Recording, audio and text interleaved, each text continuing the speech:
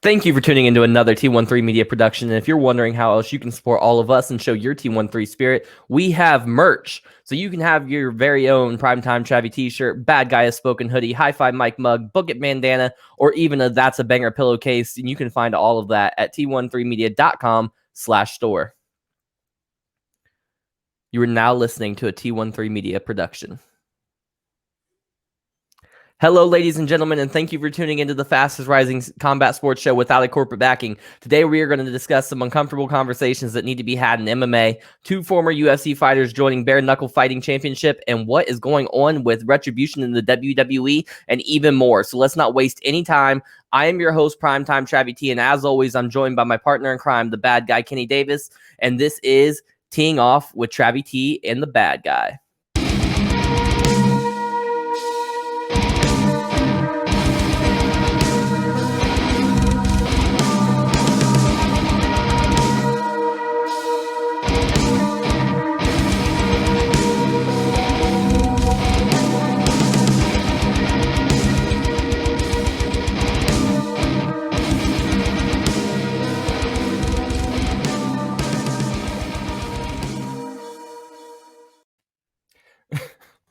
I don't know what he's doing, but what's up, guys? I know it's been a minute. We're gonna be a little bit more consistent with these shows. It's been about 3 weeks. We need to. That's on me. I went out and caught COVID, so good vibes my way, please. But we got a lot to talk about, so let's jump right in here. Canelo Alvarez sues Golden Boy Promotions and DAZN. Do you see this? Yeah, I did see that. Man, he is their golden boy. That's the funny thing. Yeah, that's the sad thing about it. The thing, from what I've been reading, is all Canelo wants is to be paid. He wants to make the money that they promised him he would make. Pay that man in the contract. Now, here's the issue, though. DAZN wants Canelo to have big fights that make them get paid. Because when they signed the deal with Canelo and Golden Boy, they were told by Golden Boy that he would be having big fights. Not only would he be having big fights, specifically they would be having the third Canelo Triple G fight. I don't want that. I don't either, but I see why. I can get why they want it as a promoter or as a broadcaster. But apparently both sides are saying that Golden Boy is lying to them. Canelo and DAZN are both saying that Golden Boy is lying to both sides, telling Canelo that DAZN isn't asking for any of this stuff. He doesn't need to worry about it. And they're telling DAZN that Canelo is going to do whatever DAZN asks. And Canelo says, that's not my contract. I have a contract. Like, I only have to do what's in my contract. You can't make me do things that just because you guys want me to. So, I mean, I'm with him too. Justice for Canelo. I'm with you. You think they'll get it worked out, or do you think? Oh, I'm sorry. Before I say anything else, Alvarez says he wants the money that's owed to him, or he wants to be released from his contract. I feel him. Pay me if I do. I feel you. Yeah, definitely pay me. I'm arguably the best pound for pound fighter there is. Give me my money. Exactly. I agree. Do you feel like they're going to come to an agreement, or do you think they'll eventually have to release him from his contract due to the lawsuit? I think honestly they won't pay him, and I think he's going to be released from that contract because Golden Boy always has something shady going on with him. They've always had something like that going on. So we're gonna see, but that's what I think is going to happen. I feel you. That would make him a huge free agent, like probably the biggest free agent in a long time. You need to go to the money team. That's where he needs to go. You know he won't. No, he won't. He'll go to Zuffa Boxing before he'll go to. He want to fight Mayweather again. Speaking of Zuffa Boxing and Mayweather, Dana White says that Floyd Mayweather has been in contact with him and wants to fight. Fight the UFC? No, boxing. Oh, okay, cool. Yeah. Did he say who he wants to fight yet, or did he just? No, nothing. Just they're just kind of saying they're working it around it. Dana White said he needs to get his shit together before he can start promoting boxing. He's got a lot going on in the MMA world, obviously. Yeah, but I'd like to see it. I'd like to see Mayweather come. I mean, but here's the thing: he's going to come back. And he's going to fight Conor or Habib. Those are the two that's who he's going to fight. Yeah, I don't want to fight them. I don't either. Yeah, I don't want to fight them. I'd like him to fight Canelo. Actually, I don't because he'll lose. Who'll lose? Floyd. No, he would not. He would not. At this stage in his career, he's going to lose. Nah, I don't think so. Canelo, because he got Canelo when he was young. No, you're right on that. I definitely agree with you on that. He did beat Canelo when he was young, and now that he's in his prime, it's going to be a harder fight. But Mayweather, he's just the most.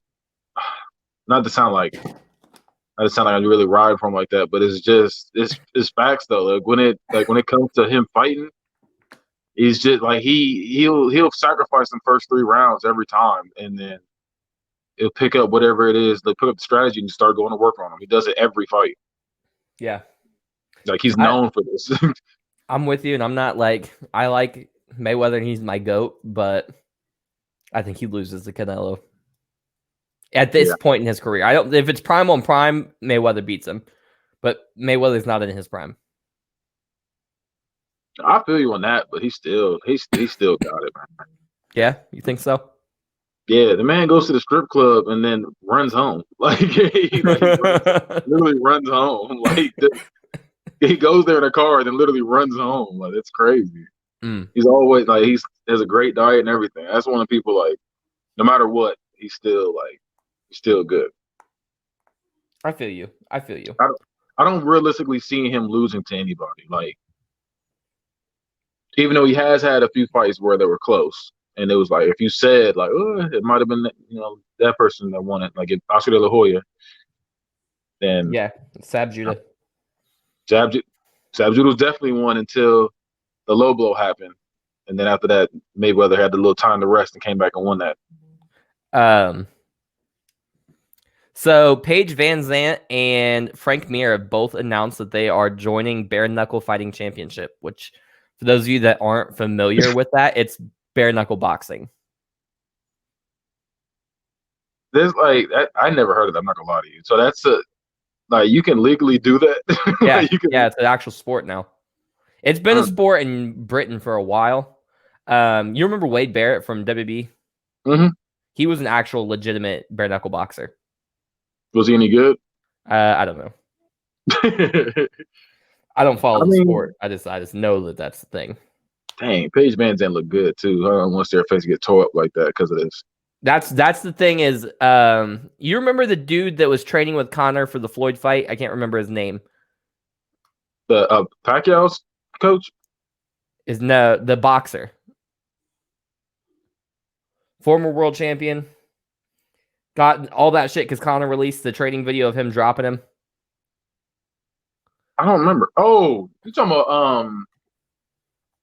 I know you're talking about he fought Adrian Broner and the guy that was like, you took my side piece. Some of that nigga that he's like Italian. A white dude, yep. Why can't I think of his name right now? I can't either. I can't think of his name right now. And I know exactly what you're talking about too. I just cannot think of his name right now. I want to say it starts with an M. Paulie Malignaggi. Yep. Malignaggi. Yep. Yeah. That's his name. He joined bare knuckle fighting a while back, and I think last year, and he fought Artem Lobov, who is obviously one of Conor's guys, and got beat the fuck up. I never thought Malignaggi was that good. That's the thing. Like he talked. He's like Chael Sonnen. He can talk his way into a fight. I love it. But he's not going to win it. but he's not going to win it.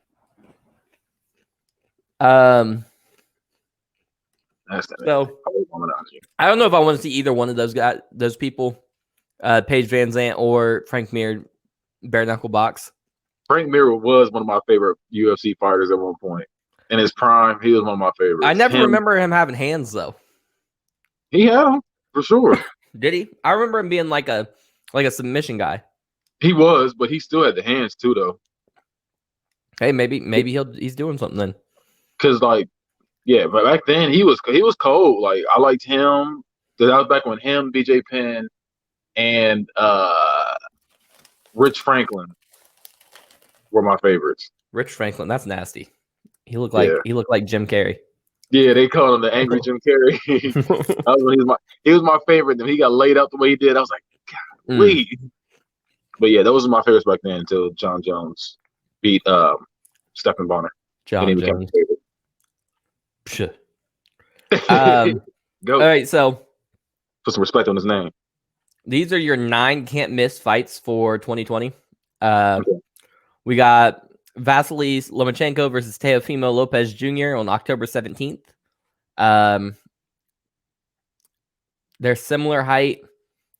Teofimo has a 1-inch height advantage. He has a 3-inch reach advantage. Lomachenko is a southpaw. Lopez is an orthodox fighter. They've both had 15 fights. Lopez is undefeated. Lomachenko lost 1 fight. Lomachenko has a 71% KO percentage, and Lopez has an 80%. Lomachenko has only 1 professional loss to Orlando Salido and has been champion his entire professional career. Literally, his first professional fight was for a belt. I mean, you fought 300 something matches. You deserve it. I feel like. Yeah, I agree. He's like 401. Lopez is undefeated, and he's the reigning champion for 5 fights. So this is a unification bout. Who you got going in? I think we talked about this before. You said Lomachenko, right? Yeah. Lomachenko, like, I don't know if you've seen any defensive highlights from him. Yeah, I looked up some since. Yeah, I've looked him up. He's really good. I don't know why. I'll bet you a nickel. I'll put it on Lopez. You gonna bet? Okay. Yeah. I don't know why. It's something in my gut saying that he's got it. You know what I mean? I don't know why. Well, I mean, I don't know. Lomachenko, his defense is crazy, man. He just took Mayweather's defense and just evolved it, I feel like. But I don't know. I feel like he still got this. But if he loses, I mean, hey, I'm just here to see a good fight. That's all. Me too. Yeah, I got you on that nickel though. Yeah, we got Ryan Garcia versus Luke Campbell on November 14th. Potentially. It hasn't been officially announced yet, but that's what they're eyeing. Campbell is 1 inch shorter, but he has the 1-inch reach advantage. Campbell is a southpaw. Garcia is an orthodox. Garcia is 20-0 with 17 knockouts. That's an 85% knockout rate. And then Campbell's 20-3 with 16 knockouts for an 80% knockout rate. Garcia last fought in February, a round 1 knockout of Francisco Fonseca. And then Campbell last fought in August 2019, a unanimous decision loss to Lomachenko. Okay. What do you think about that? Who you got there? I got Campbell losing. Yeah, I think so too. Yeah, I got him losing. I didn't think about it. I probably got him losing. But that's another one, like I said, I'll check out. When you said that date was? November 14th. Okay. It's not official, but that's what they're trying to go for. Yep. We got excuse me. I'll definitely check it out. Errol Spence Jr. versus Danny Garcia. That's the one I'm waiting on. November 21st. We've got Errol Spence Jr. has an 1.5 inch height advantage, and he has a 3.5 inch reach advantage on him. Spence is a southpaw. Garcia is an orthodox fighter, and Spence is 26-0 with 21 knockouts. That's an 80% knockout rate. Garcia is 36-2 with 21 knockouts. He is with a 58% knockout rate. Spence last fought against Sean Porter in September of 2019, winning via split decision. Yeah, that was a good fight. And Garcia last fought in January, earning a unanimous decision win against Ivan Redkach, currently on a 2-fight win streak. What do you got? I got Errol Spence on this one. I'm always going to go Errol Spence, whoever he goes up against, unless it's Mayweather. I feel you. Or if he fought Gervonta Davis, then I'll be like, yeah, I don't know. Gervonta that's like Mike Tyson Jr. right there. That man be laying people out. I'm gonna go Errol Spence Jr. as well. Yeah. Next up is Daniel Dubois versus Joe Joyce, October 24th.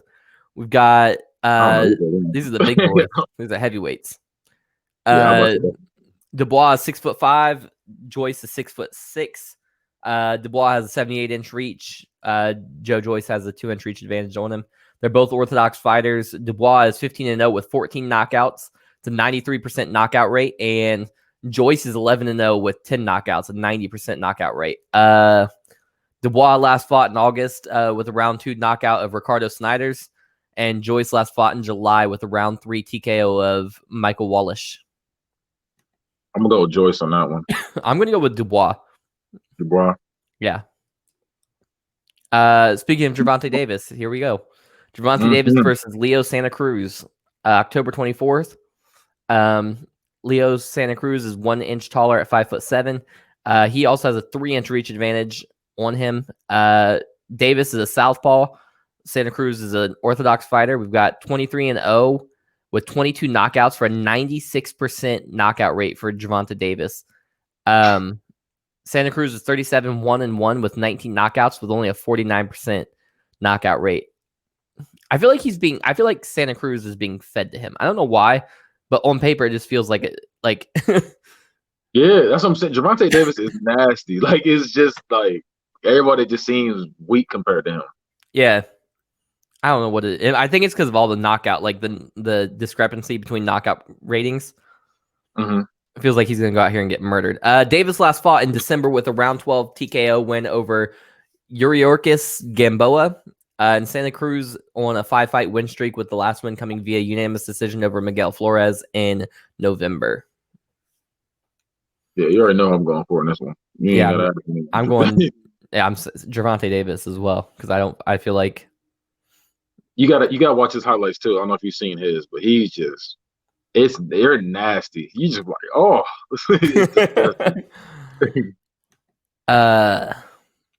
next up is Naoya Inoue versus Jason Maloney. Tail of the tape, we've got that's October 31st. I'm sorry. So they're both 5'5". Inoue has a 1/2 inch reach advantage. They're both orthodox fighters.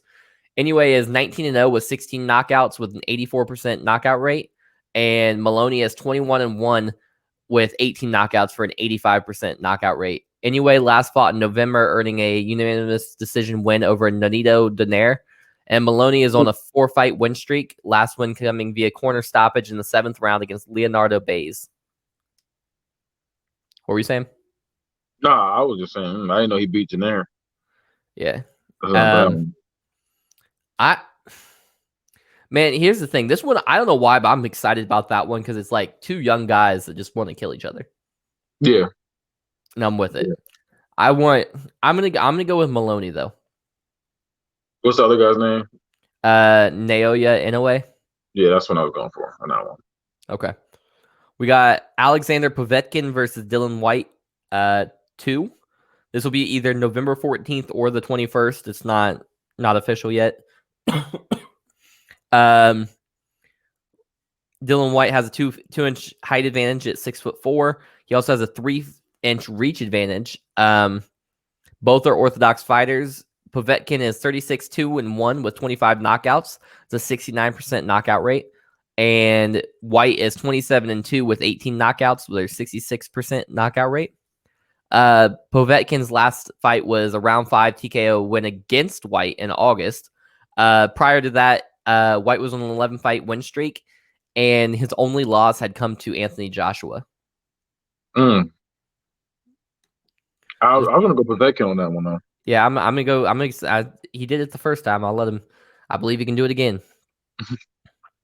Miguel Burchelt versus Oscar Valdez. That does not have a date just yet. Oscar Valdez, I feel like I know him. I don't know how. Like, that name just sounds so familiar. Burchelt is a 2 inches taller at 5 feet 7 inches. He also has a 5-inch reach advantage. They're both orthodox fighters. Burchelt is 37-1 with 33 knockouts for an 89% finish rate. And Valdez is 28-0 with 22 knockouts with a 79% finish rate. Burchelt last fought in June, gaining a TKO victory over Eliezer Valenzuela, but was officially ruled a no contest because the Mexico City Boxing Commission never sanctioned the fight. He was on a 16-fight win streak before that. Valdez was last fought in July with TKO victory over Jason Velez in round 10 of their bout. Next one really needs no introduction is Tyson Fury versus Deontay Wilder 3. December 19th is the targeted date for that fight. Okay, it's not. You said what? No, I'm saying it's not official. Yeah, nope, not official yet. But we're hoping because we want to get this over with. So 6'9", Tyson Fury with the 2-inch height advantage and a 2-inch reach advantage as well. They're both orthodox fighters. Tyson Fury is 30-0-1 with 21 knockouts for a 70% knockout rate. Deontay Wilder is 42-1-1 with 41 knockouts for a 97% knockout rate. 97% of the time he goes to the ring, he knocks someone unconscious. The only person that knocked out was Tyson Fury. Yeah, that's just terrifying. The only person that knocked out. No, it had to have been 3 people he hasn't knocked out. He had to have had a decision somewhere else because he has the loss, he has the tie, and then there's still one more. I don't know. It must have been an early fight. Everyone I've seen, he knocked the person out. Everyone I saw. I feel you. Let me look it up real quick. Yeah. I remember he did Stavern dirty. Laid him out 3 times in the first round. It was all bad. I don't know if you've seen that one, but he just kept kept knocking him down. Like he didn't even have his hands up. He just had his hands down to his sides. He was just throwing him punches. Dude would get up, he just run up, sprint over there, and knock him back down again. It was ridiculous. He had a unanimous decision win against Bermain Stavern. The first fight. I did Yep.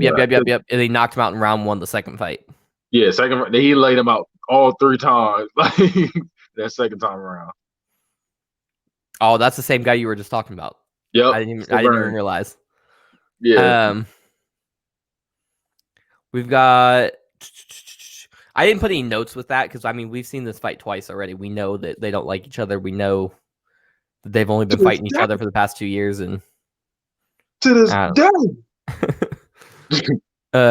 Have you seen the reporter talk about that? He said that he was so shocked because he was so confused. He knows Deontay Wilder personally outside of boxing. They're friends. They know each other.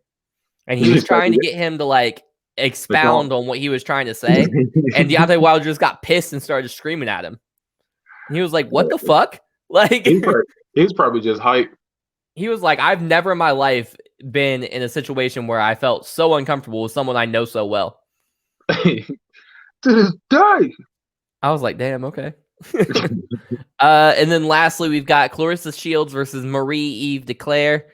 This hasn't been officially announced. They were supposed to fight originally in May, and then they were going to fight in September. So we're still waiting to see. Clarissa Shields is 25. Marie-Eve Declaire is 33. They're both 5'8". Clarissa Shields has a 68-inch reach. I could not find anything on Marie's reach. I don't know why. But Clarissa is an orthodox fighter. Marie is southpaw. Clarissa is 10-0 with 2 knockouts, and Declaire is 17-0 with 0 knockouts. Clarissa Shields has a 20% knockout rate. That's not a lot. Yeah, not at all. Declaire last fought in November, earning a unanimous decision win against Ogledes Suarez, and Shields last fought in January with unanimous decision win against Ivana Habazin.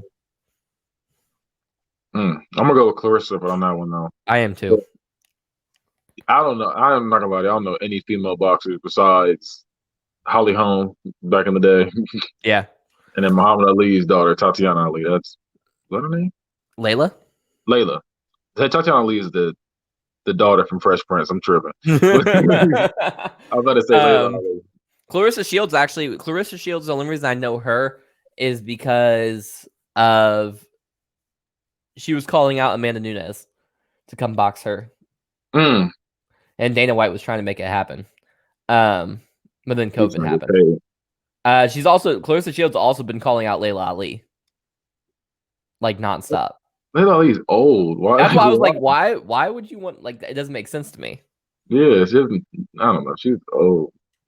And then lastly on our boxing schedule here, we've got Conor McGregor versus Manny Pacquiao. He tweeted out this past weekend that talks have already happened. They share a manager. They have the same manager, so getting the manager on board is not going to be hard. But they said he'll be fighting at either the end of this year or the very beginning of next year in the Middle East. Now, to be fair, this is what Conor said. His manager says there's talks going on. Nothing's confirmed. Dana White says nothing's being talked about. Conor says Dana knows about this. And then Ali Abdelaziz, who is a huge manager in MMA, said that he talked to the boxing commission in the Middle East and that there's nothing going on. Conor's just bullshitting. But what do you think? I was gonna say I could see it either way, like how Conor would be lying or Conor's telling the truth and everybody else is trying to cover it up. Yeah. But, I don't know. I'm not excited about that fight. I'm really not. I feel you. But I'm still gonna watch it because I met with both of them. But I'm not excited. That fight, I don't know. Something about that matchup I'm not excited about. Same. Because I don't. Have we ever seen Conor McGregor in a slugfest? Because that's how Pacquiao fights. Like he's in a slug. He just tries to duke it out. Yeah, when he got beat up by Nate Diaz. The first time around. Yeah. I mean, I'll be honest with you. I'm a big Conor fan. You're right, but if someone told me that Nate won that second fight, he probably did. The one that went to the decision. I don't know. That because I feel like Conor won both of those fights. Conor got choked out in the first one. No, I know. I'm saying until that mess happened, I got you. You also hate Nate Diaz. I do, but no, I'm gonna be real with you. If I feel like I said that about John Jones, his last two fights, it was kind of shaky. That's my goat. I feel like Nate might have won those fights, or he definitely won the first one because he choked him out. But the second one, he got the finish. But I'm saying like, yeah, I see what you mean. Fight, yeah, I think he won, and then I think Conor McGregor won the second because Conor McGregor's running in the second one, right? That's the one he like the last 2 rounds. He's literally just running. Yeah, and he's getting taken down and held down, and then. Yeah, I feel like he won that second one too, but it was just like he tried to run that clock out. Yeah, I'm with you. I agree. But if Conor and Manny fight, I think I'm going Manny. A few weeks ago, I said Conor. I know, but I don't know, man. I just think that I don't know if you're gonna bring it up on here, but you said something real blasphemous. Like I don't know if when we get to the UFC portion, I don't know if you're gonna bring it up on here. You said something real blasphemous about Conor. No, I just thought about it when you said that about Kobe Covington and LeBron James. We can talk about that. We can talk about that. Yeah. Let me get through this ad and we can talk. We'll start the MMA with that. Yeah. And I'll explain why I'm right and you're wrong. All right, guys. Hold up. Let me make myself full screen. Ba-doom. All right. Are you tired of using the chairs from your kitchen table when you're trying to game? Me too. That's why I went to TriumphChairs.com and scooped me one of their luxurious, comfortable gaming chairs. And right now, you can get 10% off one of these Cadillac chairs by using promo code T13 at checkout. That's TriumphChairs.com with the promo code T13, the letter T, the number 1, and the word 3. Tell them Travvy sent you. All right. So here's what happened. Yeah, for the people that are listening.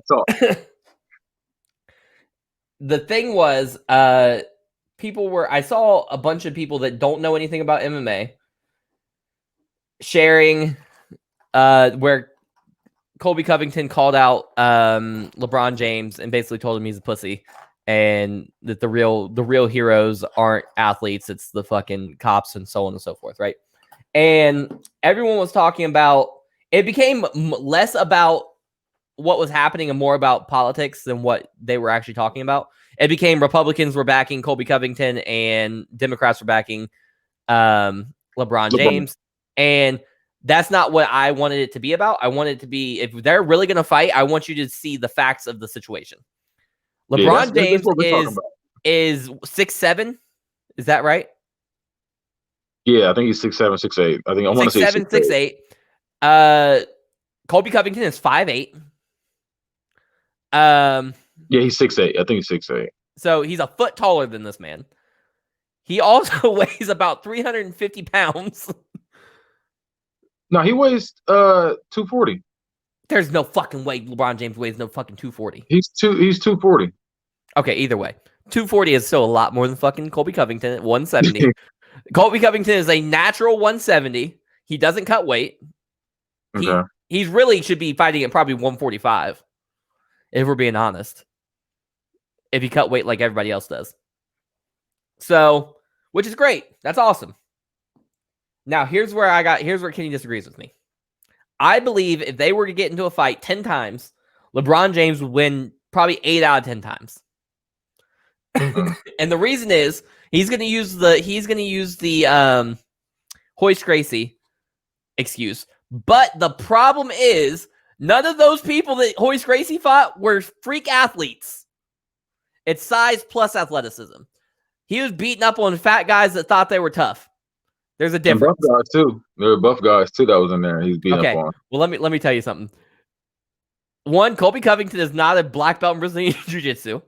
Colby Covington's got it. His style requires him to be able to take you down and hold you down. He's not doing that. LeBron's just gonna stand the fuck up. Okay. You see what I'm saying? I see exactly what you're saying, but I'm gonna say this now. So that answers the age-old question. What do you think is gonna win, size or technique? If it's just size. No, I'm just saying. Just like, what do you think? If it's size and athleticism versus technique? If it's size, that's what I'm saying. Size and athleticism, I pick size and athleticism. There's a reason we saw that when Brock Lesnar went up against Frank Mir. What happened? He got put in that leg lock. Yeah, but Frank Mir got beat up for the entire fight up until then. And then came back and they rematched and he got beat up again.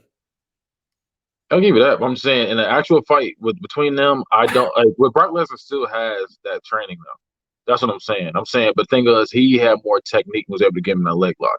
Now, when it comes to LeBron and Colby Covington, yeah, he may be smaller than him, but we've seen BJ Penn, who was, I want to say he was 30 pounds smaller than Lyoto Machida when he beat him.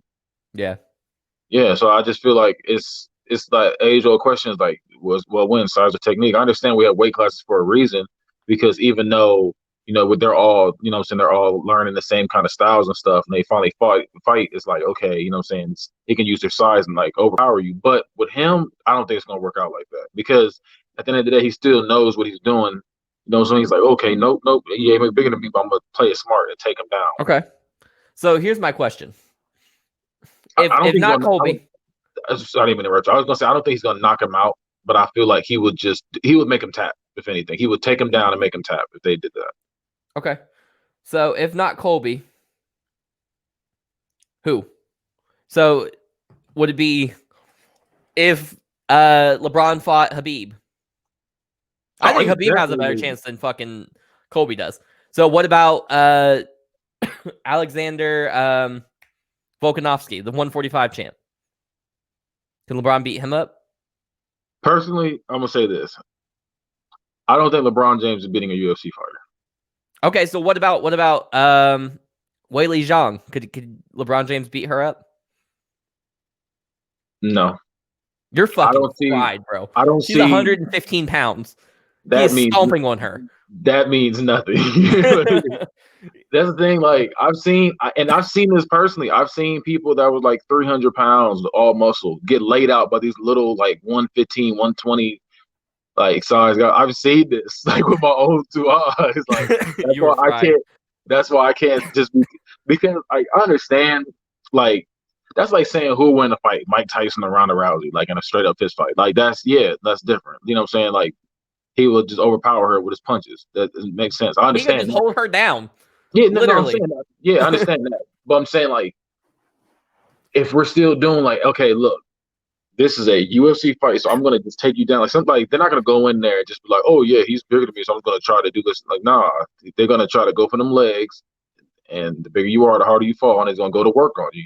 I think you're not gonna be able to get out of it. Like, once you're on the ground, you're like, oh, so I don't know what to do because you don't have any training. You're not gonna be able to do anything.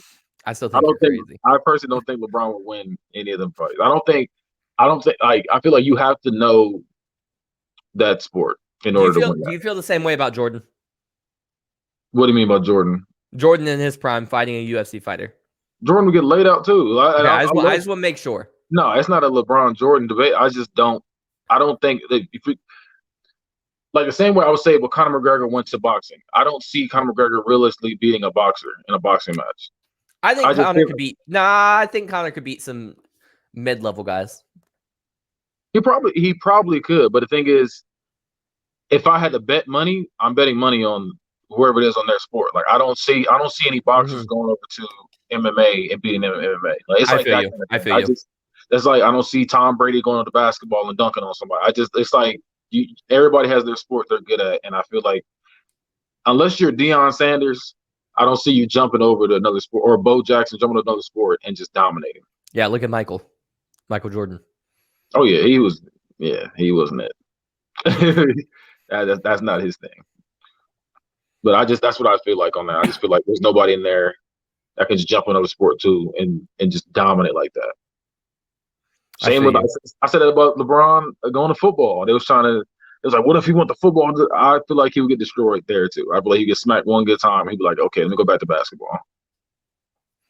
I feel you on that. Agree to disagree. I think that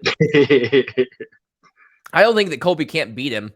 I just don't think Colby's style lends himself to beating him. But I see what you're saying at the same time. But let's move on. We've got 2 UFC events to cover. First, starting with one that happened 2 weeks ago. UFC Fight Night, Woodley versus Covington. We're just going to go over the top 4 fights real quick. Johnny Walker versus Ryan Spann. This fight was wild. See, I'm mad I missed this event. Yeah, you missed this one. I missed the pay-per-view. So, Ryan Spann was beating the fuck out of him. Like, beating the fuck out of him. Like, every time he touched him, Johnny Walker looked like he got hit by a fucking bus. It was crazy. He's over here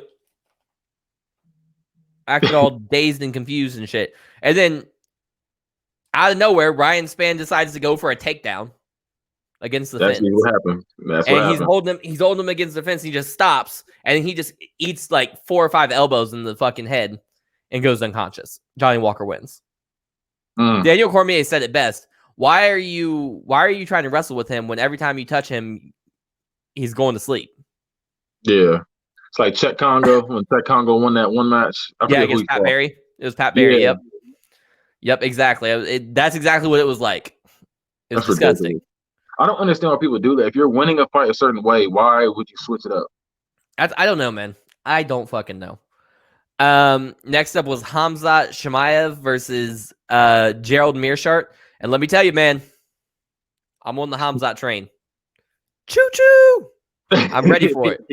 Man's gonna be the GOAT one day. I swear. This man punched him one time.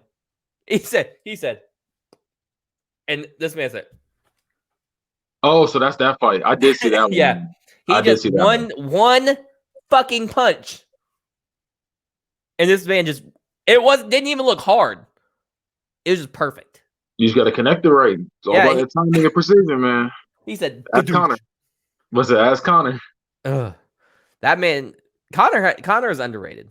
To be honest, I don't think he's underrated. I think he's rated right. He might be slightly overrated, if anything. Like, and I love Conor McGregor too, but I think he might be because I can't say he's underrated, and I can't say he's rated where he's at. I think he might be slightly overrated. I feel you. I don't know. I think his fight IQ is underrated, is what I'm trying to say. I feel you. He's definitely smart when it comes to fighting, but I just feel like Personally, it's like there's sometimes where they're like, "Oh, Conor McGregor," like people think like, "Oh, Conor McGregor can't be beat." We've seen him beat. No, We've Conor seen him McGregor beat. can be beat and can be beat easily. He's got Yeah, multitude of weaknesses. yeah. It's just he's really good at. He's got one of the best minds for fighting that I've ever seen. That's what I mean when I say he's underrated. Yeah. Sorry for the listeners that I keep coughing, but I have fucking COVID-19, so fuck off. Next up was Donald Cerrone versus Nico Price. Nico Price almost knocked out Cowboy in round one, like early in round one. Nico then I poked him twice and got, I think he got a point taken, 1 or 2 points taken. See, I was following this fight. I didn't watch it, but I was like, I didn't watch this event, but I saw the guy get knocked out later on, and I saw the what you call it. Like I was following along this fight. People were like, I was on Twitter and I saw people were going nuts talking about the eye pokes.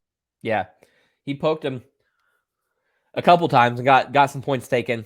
And it ended up being a majority draw.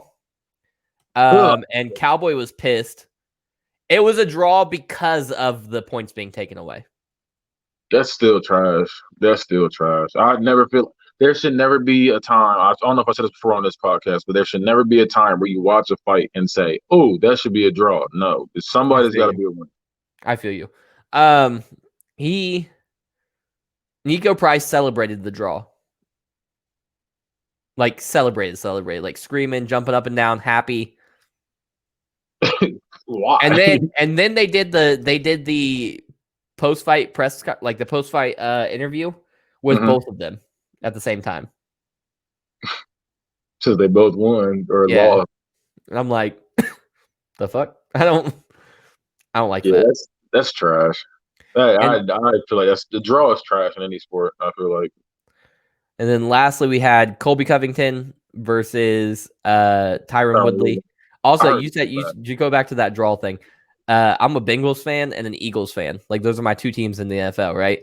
And they played each other on Sunday. They're both 0-2 going into the game, and somehow these motherfuckers found a way for both of them to lose. Like, yeah, I remember you was texting us. You were so geeked to see that. I was like, amazing. Like that is gross. Oh my god. But yeah, Colby Covington versus Tyron Woodley. Covington finished him in round 5 with a TKO. He broke his rib. He broke Tyron Woodley's rib? Yeah. And I like Tyron Woodley, man. He's done. He's done. So let's just go. There's not even a reason to talk about the Colby Covington just yet, but let's talk about Woodley. There's a couple people. I've got 1, 2, 3, 4, 5 names here, and I'll be honest with you, I don't want to see them fight in the UFC ever again. Cowboy Cerrone. Okay. Tyron Woodley. Okay. Anthony Smith. Okay. Robbie Lawler. Yeah. And Diego Sanchez. Okay. You didn't see the pay-per-view. I didn't, but I heard it was terrible. Heard he got beat up. No, he did. And what makes it worse, I didn't know his body looked like that now. Yeah, his body looks nasty. He's also lost his fucking mind. I don't know if you know that or not. No, I know that, but he's shaped like SpongeBob now. Like he's just he's wide and like his arms and legs look little. He just built funny now. Yeah. He's always been kind of built funny though. I mean, he still has still muscle, you know what I'm saying? Like he's yeah. But now he's built like a Diaz brother. I wouldn't even say that. He's built crazy now. Like he's built like Bob Backlund now. He's built nasty. Yeah, he's built nasty. And now yeah, I don't know if he's on the docket for today. But we're gonna go over the pay-per-view, but I want to go through this and say I want to talk about these 5 fighters. Donald Cerrone has went 5 fights without a win. Yeah, he's got to go. Tyron Woodley got dominated for the past 15 rounds of his career. That sucks. And yeah, he's got to go. Anthony Smith is on a 3-fight loss streak where he got beat up for most of those 3 fights. Robbie Lawler hasn't won in 4 fights. And I think Diego Sanchez, give me 1 second just to confirm this, but I think he's on a 4-fight loss streak as well. But the problem is, here's the issue. What do? Do you cut them? Or do you just stop giving them fights? That's not true. I'm wrong about Diego Sanchez. He is 3-2 in his last 5. I still don't want to see him. The way he was fighting that last fight, I'm good on him. I really am. Like I'm good. Oh, he won his last fight before that by an illegal knee. He was probably losing that fight. That's probably why I fucking remember that. Yeah, okay, I'm so good. We're not doing that. But here's the thing. So if you release them, you have an issue because I'm telling you right now, Diego Sanchez, Cowboy Cerrone, Anthony Smith, and Robbie, 4 out of 5 are definitely going to Bellator. I mean, it don't matter though because they're not going to be big draws. I feel like. I don't know, man. Robbie Lawler, Cowboy Cerrone. Cowboy Cerrone is a draw no matter what. I'm good on seeing him. Every name you said. I am too because I'm uncomfortable. I don't want to see him get beat up. You know what I mean? He's a legend. I don't want to. No, I feel you, but I don't want to see them. The only person I'm sorry to see go like that was Tyron Woodley, and then Robbie Lawler's just been so disappointing. I'm just like, I'm good on you, bro. Ever since he lost to Tyron Woodley, he's never been the same. And then Tyron Woodley, he's just, I don't know what's going on with him, but I saw a meme that said once Kobe Covington blocked the overhand right, and he was like, "What do I do now?" It was something like that. And I was like, "Yep." I was like, "That's exactly what it is with him." And I just feel bad. I'm a Tyron Woodley fan. I felt like, well, not now, but I felt like a couple fights ago, if he had fought I'm gonna say Conor McGregor, if he fought him a few fights ago, I feel like he would have beat him. It's personally what I would. Tyron Woodley, like Tyron Woodley would have beat Conor McGregor. Oh, for sure. He's too big. He's too fucking big. I feel like in a stand-up fight they would have won. But now I feel like Conor McGregor would destroy that man. But back then I was like, he might get him. Tyron would win, but he wouldn't win in a stand-up fight. Conor would pick him apart on his feet. He would just hold him down. He would take him down and beat him up. I think honestly, he'd beat him either way now. If they fought, I feel like he'd be on the ground, being stand up. So? Yeah, I feel like he just got him now. And it's sad. I like Tyron Woodley, and I like Robbie Lawler too. Before he took that L to Tyron Woodley. Yeah, his last. That's crazy. I was looking to see that Robbie Lawler literally has only won 1 fight since losing to Tyron Woodley, and it was against Cowboy Cerrone. And he on the way out too. Yeah, and he took 2 years off. Saying I'm good on him. Point. Oof. Yeah, that's crazy. Definitely good on him. Disappointing, to be honest with you. So here's the thing. We've got a lot going on with the fucking welterweight division. Khamzat Chimaev needs to. I think he should be fighting top 5. Definitely top 10. Yeah. So here's what I'm thinking. We've already got Gilbert Burns versus Kamaru Usman in December. That's a done deal. I don't want to see the BMF rematch between Masvidal and Diaz. I want give me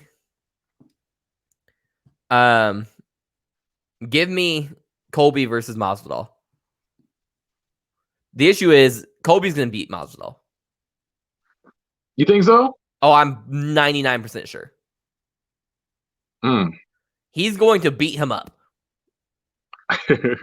Masvidal is a bigger version of Conor. Yeah. He has next to no ground game. And he gets gassed. I do agree with you on that. But his defense is crazy. It'll be all right. But here's the thing is Colby's not Usman. He doesn't need to hold you against the fence. He can just Oh, you frozen. Colby is known to come out there and just Wait, throw go 400 back. punches in a round. Go back. Say what you're saying again. You were frozen. About what? Oh, about I said that Usman and Colby aren't the same fighter. Colby doesn't need to hold you against the cage. He's just going to overwhelm you because Colby's known to come out and throw 400 punches in a round. You know what I mean? Like, and it's not even about landing them as much as it is. Look at what he did with Robbie Lawler. You can't set up for your shot if I'm constantly throwing shots. You know what I mean? Yeah, I didn't feel that. I feel like that's the only way to beat a counter puncher is just be aggressive. Exactly. And low key, okay, we're gonna get to that. We're gonna get to that. Costa and Adesanya, we're gonna get to that. Okay. We got, so I'm saying Colby versus Masvidal, and then that leaves you with Leon Edwards in the top 5. You really want Leon Edwards to be champ, is what it sounds like. No, I don't. No. Okay. Burns is fighting Usman. I don't want Leon Edwards to be champ. I'm just listing the top 5 here. I was, because you were pushing him the last podcast. So I was like, he just needs a fight, man. Rocky needs a fight. But here's the thing. He's being called out by Wonder Boy. Wonder Boy, Stephen Thompson. Hamzat is calling out Wonder Boy. But Wonder Boy said, nah, fuck that. I don't want that. I'm trying to fight Rocky. I ain't trying to fight you. You think he's scared? I don't think he's scared. I just think he knows it's a bad matchup. Okay. Wonder Boy is a karate fighter, and this guy is a kickboxer and a fucking ground specialist. Habib style ground specialist. Like, he's that good. Like, it's just nasty. But so here's what I'm thinking. Let's go ahead and do it. We'll put Neil Magny versus Leon Edwards. Wonder Boy versus Connor. And Hamzat versus Nate Diaz. Get Nate Diaz out of here. But this way we can get Hamzat a big fight that's main event level. But we don't have to feed him somebody that actually matters. Or Hamzat can fight Tyron Woodley. There we go. And if Tyron Woodley loses that one, he's got to leave. Right, he's got to go. It's got to be a career match. It's got to be Shawn Michaels style. It didn't. It's got to be like that. But speaking of Connor, we've got some Connor news. A lot of Connor news. He's somehow just become the most popular man in the sport again. A few weeks ago, he was accused of and arrested for sexual assault. It seems like he's past that. I don't really have any updates, but like nothing's been happening. That is true. I mean? They just randomly brought up and it just died out. He probably paid that mess up. Yeah, I mean, he said he released a tweet afterwards saying like basically like you guys can come at me for whatever you want. None of it's true. Blah blah. Like he was going off about it. But he also, which I have those tweets pulled up, he released the DMs between himself and Dana White. So hold on 1 second. Let me hold on. I'm about to say. I know nothing about this. Oh, it was nasty. Oh, fuck, do I not have him in here? 1 second.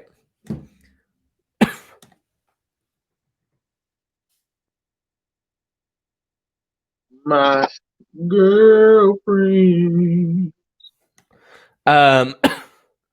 Dana says that he broke the bro code by doing this. Oh, for sending other messages.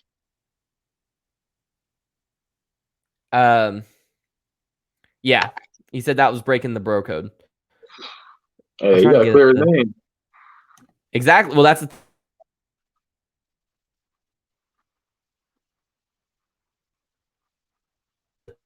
which like done. Dana was saying Connor doesn't want to fight. Wait. Go back. You were frozen again. Oh, Dana says that Connor doesn't want to fight. Mm. That's what he kept telling everybody. Conor doesn't want to fight. Conor doesn't want to fight. Here we go. So this all popped up because Diego Sanchez said he wants his last fight to be against Conor McGregor, and Conor said, "Look, I've been trying to fight you, bro." Ew. I agree. Disgusting. Yeah. So Conor says, "Is there an LA date?" Dana says, "We don't have any LA dates on the schedule. We have San Fran, no LA this year." He says, "Could we? I've heard different." And he said, "Heard different. Who would know more than me?" And Conor says exactly what I said. And he said, "We 100 aren't doing LA." So Conor said, "This is Bullocks. I'm not waiting on this guy. What's there?" He said, "Wait, what's there?" Books.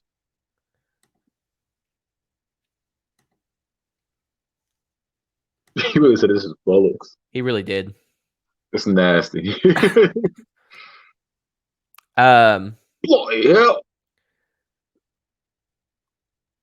He says, Oi. So keep yelling at British thing. he's not even British. I know what I'm saying. It's like this bullocks. I didn't even know Irish people said that. Yeah, he definitely does. That's nasty. So, sorry, it's hard for me to. I've got to try to decipher all these tweets out at the same time. So then Dana says, "Who?" Dana White or Conor said, "Who is there? Who's there? Anyone?" And he says, "A fight in late May in LA. Me and Diego in Dublin with August rematch end of the year. Boom. Me and Diego in Dublin is a cracker." Dana says, "Bro, we should lose our promoter's license if we make that fight." Conor says, I thought he fought one of his better fights, being honest, considering the opponent's style and attributes. What date is the Brazil card? Who's next? Gaethje, when, where? Let's get it going. Same as before. I'm going to have my team reach out." And Dana says, "Is that what you want, kid? I'll have my guys called now." He says, "Lovely, when we thinking?" He says, "International Fight Week." He says, "What date is that?" July. That's years away. He said, "Yes, July. That's the soonest date we have, kid. It's too far. I want May. We have all small fights in May and tiny markets, nothing big." He says, "The old switcheroo." Dana White says, "July is the earliest date I can do for you, kid. July 11th in Vegas. It's our first U.S. dates for a while. I worked on it all day today. It's the fastest I can do." So I feel like there's more too. That's not. Oh, here's the finish to that exchange. My guy talked to your team, and they told him that you do not want to fight in Brooklyn if one of them fall out, which is 100% fine. Well, he keeps using the 100 emoji, not 100%, which is hilarious to me. Dana White, chill out with that. I gave you my word that you could have that fight, so I wanted to make sure I kept my word to you. We will get someone else to be ready for Brooklyn. I'm no step in, and you know it. Let's create an event for me. End of May, LA, or it's something wild. Blow the socks off the place. He said, "That's 100% fine. You and I talked at dinner and said you wanted it, and 1,000 always keep my word with you. Nobody wanted you to be the step in for a million financial reasons." And I said, "I don't give a fuck. I gave Conor my word." And Conor says, "The people want a McGregor event. Let's give it to him." This is all in February and May, or February and March. I'm sorry.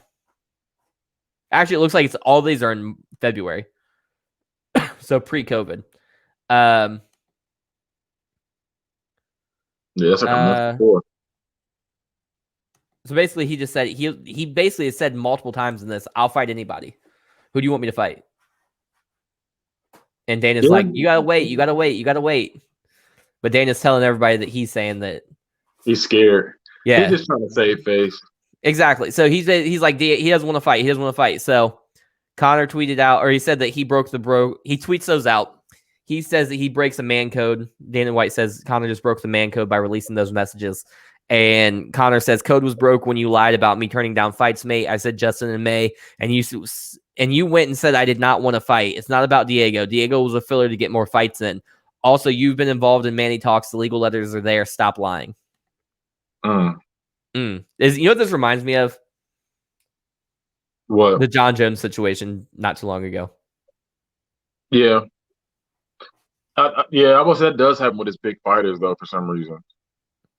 Yeah, I mean, I feel like that's happened with Ronda Rousey too. I feel like that's happened with her too for some it reason. probably did. Um, so yeah, that's crazy. More Connor news. He asked Dustin Poirier for a not a fantasy fight, a charity fight. He has who for a charity fight? Dustin Poirier. Oh, okay.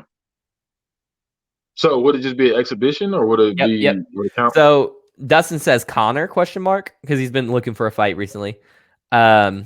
And Connor says, "Hey, bro, you want to do an MMA charity fight? Zero to do with the UFC. I will donate $500,000 towards your charity for it. Sell it on pay-per-view or work a TV deal, and we work out other charities that are close to my heart. Also, I am engaged in many, strictly a charity exhibition.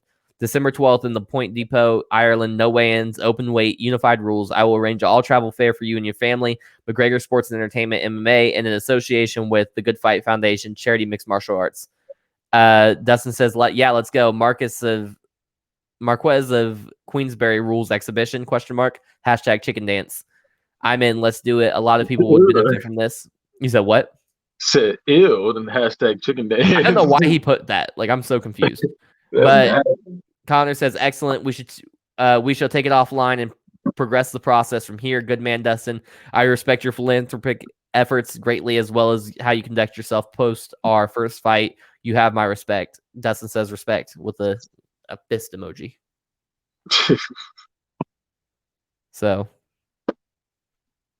I mean, I'm down. I'll watch it for sure. I mean, I'll watch it too. I think that they should fight for real, not an exhibition, but whatever. Just me. What do I know? Also, to go back to the thing, Daniel Cormier. You know, Daniel Cormier is a UFC guy. Yeah. He is always, like, when Masvidal had his issues, he was with the UFC. When Jones had his issues, he was with the UFC. Like, he's gonna be a UFC guy no matter what. He did a thing basically saying that Connor's not really gonna fight anybody. This is Connor just talking. Like, Connor's not. This is crazy. You guys are crazy to believe Connor over Dana, basically. Connor says, "I asked for May, you fat fool. What are you saying? I fought in January. I fought in January and tried to go again, but was purposely held back to be an alternate for a July fight. Wait 7 whole fucking months and maybe I'd get a fight? Are you stupid? What are you saying, May? I asked for May versus anyone. I asked for all these fights on February the 13th. Corona didn't exist. May, anyone? August, Dublin with Diego. Just fought that night. And end of year rematch. 4 fights, 1 year. I was held back to waited out to be an alternate for a fight many months away. There's no other way to see this. While then thrown under the bus, saying that I turned down a fight with Tony after Habib had bottled it, LOL, at that one. The deciphering abilities of people in this business absolutely baffles me. It's clear as fucking day. So it seems as though, I mean, Ariel Helwani's been saying this the whole time. Conor wants to fight. They're not letting Conor fight. How about say you want to get that paycheck? I don't know if it's about the money at this point. I think he wants to prove himself to be as good as he says he is. He should. I don't know. I'm not gonna say that. I was gonna say he should have just defended the title. You want to do that? I agree. I think at the time when he won the belts, it was about the money. You know what I mean? I feel like, and now he feels like he needs to go back and work his legacy. Yeah. Because now he's like, I'm rich, but they think that I'm a one-hit wonder because of the Habib fight. So let me go back and prove how good I am. You know what I mean? That is the last time we've seen him. Well, we saw him with Cowboy. That was after? Yeah, that was after. He knocked him out in 40 seconds. I don't remember that fight. It was in January of this year. I'm going to go back and watch that. I don't remember that fight at all. It was, I don't think Cowboy, I think he threw one punch and missed. He got beat up. He did the shoulders to the nose, broke his orbital bone. I do remember that. As soon as you said that, I do remember that. But moving on with this, do we feel like the Colby Covington gimmick is going too far, or do we think it's just a character of what is being said elsewhere? So you don't think that's him at all? I don't think so, but I don't know him. I'm just going off of what we've had this conversation before, that people that know him, Joe Rogan, Brendan Schaub, Chael Sonnen, he's admitted it on shows, on interviews as well, that it's just a character that he created to get heat. Okay, so specifically when I'm saying what does it go too far is when he said that, when he told Usman that his village is going to have send smoke signals. I feel like if he had said this, if he said what he said maybe a year ago or 2 years ago, it wouldn't got the backlash it got now. Because right now, with these companies backing Black Lives Matter now, that, because now Black Lives Matter is in now. Before that, you couldn't even say that before. It would get your post taken down. But now that everybody's backing it now, because they see, so it's like the big thing now, you can't do it. And I feel like he waited too long to say that. And now it's to the point now where everybody's on, well, I ain't gonna say everybody's on our side now, but they switched over for those purposes, for selling selling purposes. I can't think of the name for it, but I just feel like he messed up doing that. And it did give him his heat like he wanted, but now, if anything, if people do tune in to see that, they're gonna tune in to see this man lose. That's probably what it's gonna be. I don't know if that's his intent, but if that was your intent, then you surely got it. But if that's not, and you're just trying people to hear about you and want to cheer for you, that's not gonna work. No, for sure not. So yeah, my answer to the question is he's gone too far, is what I'm saying. Okay. I agree with you. I agree it was too far. He's making it a racist thing and not a political thing. Yeah. To be fair, though, he's always been kind of racist. He started this gimmick by calling all the Brazilians dirty fucking animals. So I did not know he said that. Yeah. He said it in Brazil. He was tripping. He wanted to die is what he wanted. He came in wild. But so I agree. I agree with you. It's too much. But Daniel Cormier had another thing that he said about this was, he said that you can see when Colby's going off and doing his promos and everything, he's got it memorized because he's looking up, trying to remember what to say next. You know what I mean? So he wrote this beforehand. The thing with the smoke signals was something that came off the cuff, which is something that obviously Colby's not comfortable doing. But also, I have a question. Why is Usman always working? Like, I never see Usman working the fights as a broadcast guy unless Colby Covington's fighting. Like, why is he there every time that he fights? He's secretly a fan. I guess so. I'm like, what is happening? Like, I don't know. It was unfortunate. I didn't even think about that. I never see him there unless it's a Colby Covington main event. I don't understand. John Fitch announced his retirement a couple weeks ago. Congratulations to him. Good fighter. Said John Fitch? Yep. I like dude. Him. I did too. Yeah. He was underrated. Dana White hates him because of his style. I like John Fitch. So he's when he I can't speak. When did he retire? Like within the past 2 weeks. Okay. Yeah, I mess with him.